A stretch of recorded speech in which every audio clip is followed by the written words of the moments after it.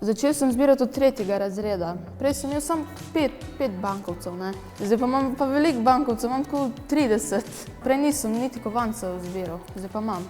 Prve tuje bankovce je dobil od starih staršev, ki so delali v turizmu, in ker turisti niso imeli vedno lokalne valute, so včasih plačali kar svojo.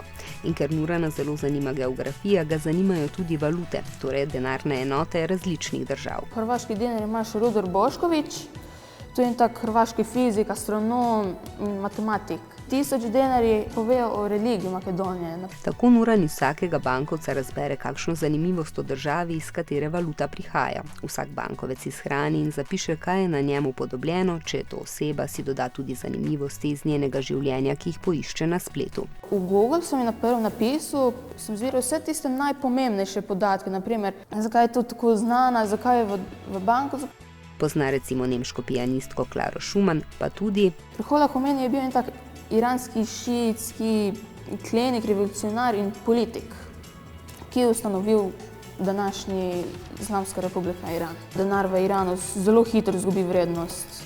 100 000 iranskih rialov, nemogoče, 2 evra pa 2 centov, niti, če bi bil to v Sloveniji, niti enega čigome ne moreš kupiti. Višje, ko so številke na bankovcih, manjša je vrednost valute. Bankovec iz Nuranove zbirke, s katerim bi lahko kupil največ, pa je švicarski. Za en švicarski frank bi moral plačati 1666 iranskih rialov. Nekateri denarji imajo tako skrivne stvari, naprimer en tak vzorec.